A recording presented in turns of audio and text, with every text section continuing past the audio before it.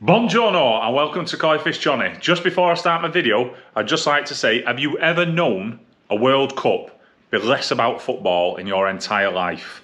The World Cup should not be in Qatar, in my opinion, so I'm not going to Qatar. Simples. I watch it at home. Anyway, rant over, continue with the video. Buongiorno and welcome back to Koi Fish Johnny. Okay, you better appreciate this episode because I'm going outside in my vest, in the cold, in the rain, because I want it to be authentic. I can't talk about, this episode is basically on what I would have done differently to my pond, be it I had the knowledge I have now over the past year or two compared to when I actually built it. But I don't think I can do this episode inside from the comfort of my own home, my living room, looking at the pond. I want to be out there showing you what's happening with the pond and what I'm actually talking about.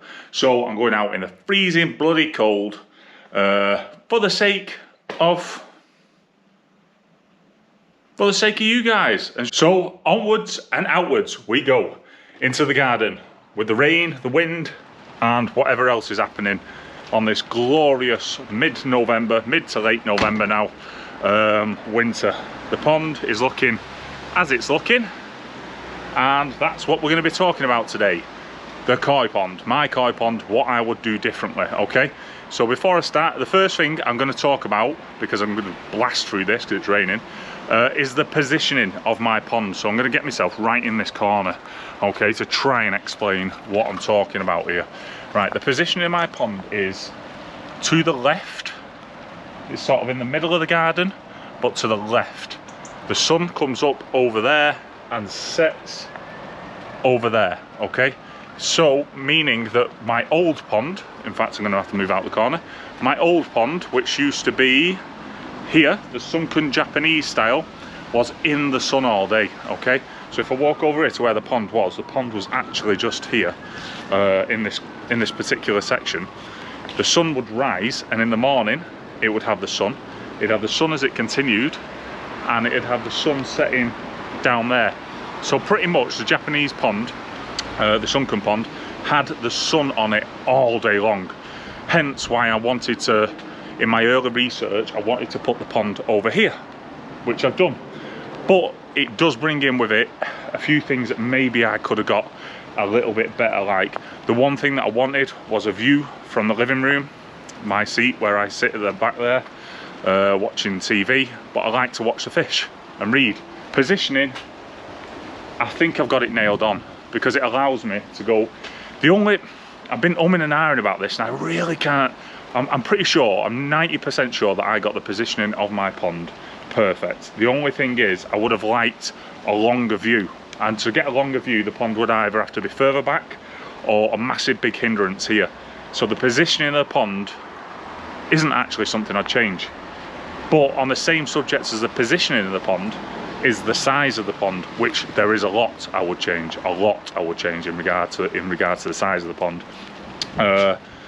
So firstly, as you can see, my pond, it's sort of, I'm sorry for jazzing around, but it's like 1.3 meters out at the front, and it's just under 1 meter out at the back. So it looks like a docked ship, if I can move my head.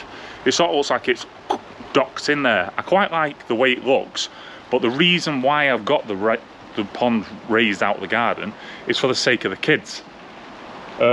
So I probably would have leveled it all out, the garden, a little bit, knowing that I was taking the trees down and all that lot. I probably would have just leveled the whole garden out and not had this sunken ship effect on the pond, meaning that both sides could be lower. Because when I get people round that aren't giants like me, apparently, I make this pond look like it's lower than it is. Do you know what I mean? Because I'm like 2 meters tall, and if I just drop you back to there, it doesn't look that high. But when other people come round that are normal sized human beings, they struggle getting the glorious side of it, because undoubtedly the fish at their most beautiful are observed from above into the pond. And by having the pond at 1.3 meters high here, it reduces that glorious effect for other people. I can see it, but I'm a lot taller. But for like my wife, who's 5'5", 5'6", something like that, she has to go up onto the grass to be able to look down at the pond to see the fish in their most beautiful state, because the windows are amazing and you can see the side of the fish, and it is beautiful seeing the side of fish. A massive, massive, massive, I would never have a pond without a window, but if I could choose between viewing the fish from the side, from the window, or the top, it would always be the top. And that was what was beautiful about the sunken pond that was here. Okay, so the height of the pond I would have reduced to 1 metre out the ground throughout and around the pond. The second thing in relation to size, and this is substantial, this one, is the width of the pond. Okay, because the length is fine. The length is 4.5 metres internal, but the internal measurements here are 1.8 metres. Okay, so 4.5 by 1.8 makes it into a bit too narrow. If I just stand here, it is difficult with the sheets on and stuff to do this, but I wanted to do this episode nonetheless. It makes it a bit of a long pond. So when you look at it, the 1.8, 90 centimetres in between, halfway in, with the air ventilation bubbles going on. You've got a channel of water coming down here in 90 centimetres and returning 90 centimetres with the air coming up in the middle. So it forces the water maybe not to operate in its optimal vortex way, if that makes any sense. Like if you look at the way I sometimes view this, the pond is like a giant toilet, because that's in essence what it is. It has the bottom drain, which is where everything goes, and it flows in a circle. Now, no toilets are made like canal barges, are they? And there's a reason for that, because it needs to circle round. But I've currently got, it's not like a massive problem that I need to correct, it just could have been better. So if you're doing your pond, I'd definitely consider making sure you've got a full spin rather than a narrow, do you know what I mean, like it racing up and down. So yeah, I would make the pond to improve the flow and the all-round vortex going all the way around the pond, rather than battering up and battering down into the corners and getting some dead spots, because I do occasionally get like Phil gets a little bit of a dead spot at the top. Not massive, but if I haven't got the filter up to its optimal rate of flow, it can get a bit of a dead spot right at the top corner. So by having it wider, I just think that you'd push it round, you'd push the poop and everything else round and down to the bottom drain a little bit easier. So that's number 2 that I would change. So sorry, it's becoming murder recording out here in the rain. If I was to redo the pond, like I say, it's not causing me a massive issue now, but if I was to redo it, I would have the pond water depth at 1 metre, which enables the fish to get away from herons in the event of a heron arriving and stuff like that. And there's other massive reasons that I can't remember off the top of my head on why basically a koi pond needs to be a minimum of 1 metre depth, or the optimal depth is 1 metre. You can have them deeper like I've got, it's not a problem. It just means that if you've got a smaller pond and you want to enjoy your pond, then they've got more room to bugger off and not be seen. Okay, which brings me fantastically onto my next point about what I would change about this pond, and that is the window depth. Okay, as you can see, this window is like pretty much 50 centimetres down. It's 1.2 metres wide and it's 50 centimetres down, so I've got a lot of tiles there at the bottom. Okay, I would love, absolutely love, that window to be right down to the bottom. Okay, in fact, I've got a great example of this, because one of my friends, or my new friends, Mike at Koi Beginnings, fantastic, lovely guy, he said he'd do me a little recording, so hopefully he's done his little recording on his pond, because I have got a bit of window envy with his pond window. It looks absolutely sensational, and the fish he's got are amazing. So hopefully we'll be able to crop Mike in now, and I'll be able to show you the sort of full length big view I would have liked, because with this, before we go into it, with this, you can't see the fish, like how they're low there at the back, if you can see them, especially in the winter, you can't see them. So if that was all the way down here, do you know what I mean? If this was all a window there, we would be able to see a lot more of the fish and enjoy them a lot more, because the only time I can enjoy them is when they come up to the top third, because it's 1.3 metres deep. Well, it's, yeah, just nearly a third. the top third to the top for feeding is pretty much the only time I get to see the koi. Do you know what I mean? And when they're mithering food and when they're being nosy and when they're most active. So the summer I get to see a lot of them out the window, but in the winter and times when they're resting, it makes observations a little bit more challenging and you can't enjoy the fish as much. Plus, I would have had this window here down a lot bigger, because in the future I'm gonna have some decking here, barbecue. Just, it's beautiful. The bigger the window, the better the window, because it is amazing watching them swim past there. Amazing, amazing. So I would have the biggest window possible, down and wideways, on my pond. If I was to rebuild my pond, I'd have the biggest window in the most viewed position I could. So emphasis on the biggest window I would try and get is really at the front, but my gardening, the positioning isn't perfect for that. Just so when I'm in my living room I can see the fish all the time. I originally did want, and I designed, this is the original design, in fact I cropped that in, I got a picture of the hand-drawn design when I designed the pond. I originally wanted this corner here to be a window, this way, and that would have been perfect, but somehow, somewhere along the line I got talked out of it, and I just felt that maybe it might be more problems than it's worth, and having brick structure and the strength in the brick structure would reduce the risk of it breaking and stuff. So I ended up talking myself out of that particular corner window, because the corner window would be better than both windows, undoubtedly, 1,000,000%. A massive corner window would have been the best way to go. Maybe not with the kids, I don't know, actually. Yeah, thinking about it, when the kids play football and stuff, that makes it a little bit safer for when they get older and get a little bit more reckless. Okay, so I've waffled on there, so I'm going to actually crop Mike's, a little video hopefully, of Mike's beautiful pond window in right now. Massive, big, beautiful view. Right, so it is. This window is 1.8 meters by 800, and how I've done it is there's a metal frame as an L shape like that, so it's bolted into the sides of the blockwork. So yeah, and that's basically the biggest I could get, because obviously I wanted a full block, I didn't want a half piece. So yeah, it's the biggest window I could get away with. Okay guys, so that's something special in it. That is absolutely amazing. I love that. I love Mike's. I watched his little short, he did a little short recently, the fish just swimming around his pond, and I thought, I just looked at it with pure pond window envy. I was looking at that thinking, why haven't I got a big one like Mike?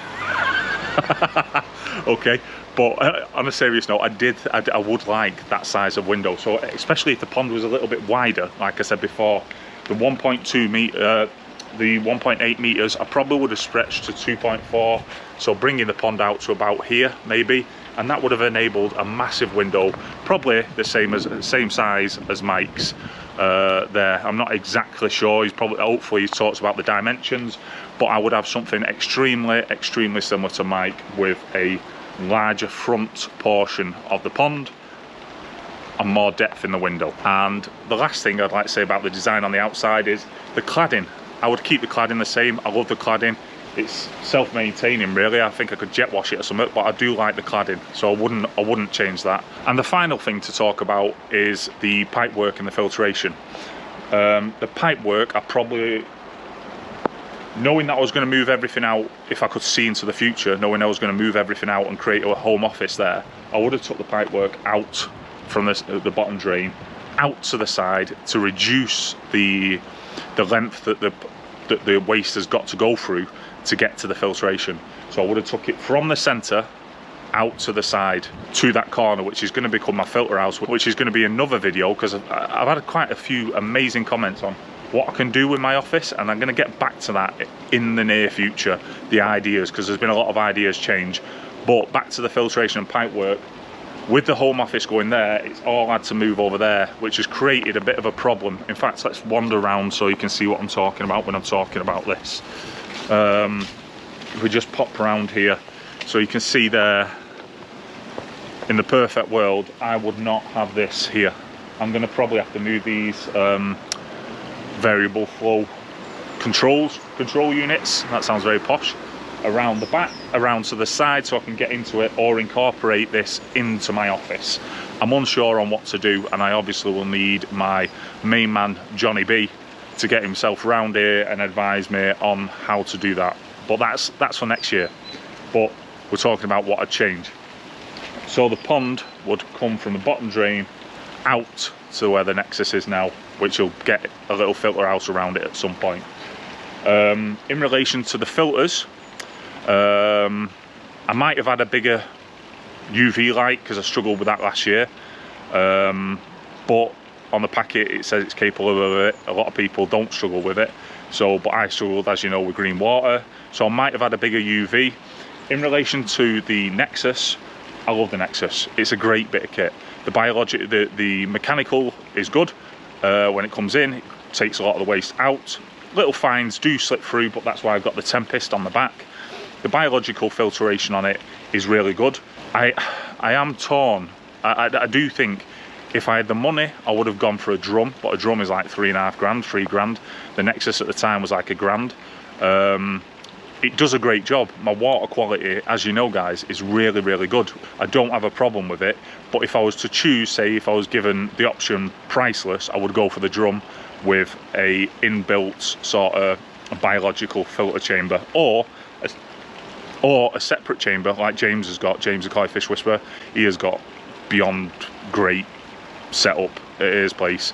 Obviously he's just got top of the line everything, and it's amazingly beautiful, and I like that, but that is a little bit out of my price range at the minute. But maybe in the future we might get round to doing something like that. But yeah, the Nexus, a great bit of kit. Would I change it for the money? No, I wouldn't. No, it does the job, it's good enough for now. But future plans, potentially a drum, especially if I grow my fish large, they'll need a little bit more. Which brings me on to my other thing, the blade. The blade is just aesthetically nice, but I very rarely use it. So that is on one of my returns shared with the Tempest, as you know. I am going to, in the future, change that to a backy shower, a 4-stage backy shower in the future. So that is something I'd change. And the other thing that has just popped into my little noggin as I'm talking to you is, one of the things I would change, or one thing is, make sure you get loads of ball valves. The more ball valves you do have on your on every connecting section, makes life easier. Emphasis on when I had to put the bung into that part. Wow, this rain is really starting to kick up now, so I'm going to conclude this quite quickly, I think. One thing I change is the return lines into the pond and the exits out of the pond. I would definitely, if I was to start off, not just have the one high return and the one low return. I would have, even if I didn't have anything connected to it, I would have had a ball valve connected to, like, you know, just before your fiberglass. I would have put like maybe 6 is overkill, 4, 5 maybe returns and potential exits that you can just get more filtration into, because obviously if I want to add a dedicated piece now, like I'd like the Tempest on its own run, to be honest, but I can't have it on its own run because I've only got the 2 returns. So I've got the low return in the corner there and the high return at the back. So if I was to build the pond, I would make sure that I'd got between 4 and 6 returns / exits, if that makes sense. So the bottom drain being 1 exit, and then I've got the skimmer, and then I'd have 4, in this perfect world, I'd have 2 additional holes in the wall with a ball valve switched off, just in case I want to add another bit of kit. Like I say, the more the koi grow, the more demand on the system, and I intend to be getting some amazing fish next year. Okay, so I'm going to knock it on the head now, because it is absolutely, my hands are freezing and I'm breathing. Don't know why I did that. My hands are freezing, and the air coming out of my mouth is starting to get frosty. It's starting to rain, my vest is all wet. But I hope you've enjoyed this episode of quickly talking through, or maybe not quickly, talking through what I'd change in the pond. So there's quite a lot there, but like I say, the pond is still good enough. I'm just talking about an ideal scenario. So I hope you've enjoyed this little episode. We've had a little cheeky laugh in there about Mike's being bigger than mine. And don't forget, I hope that you can like, subscribe to the channel, hit that bell notification thing. And also, it's been an absolute pleasure, and I hope you've enjoyed this episode. Koi Fish Johnny, friendly, fishy, fun. Thank you for watching, guys.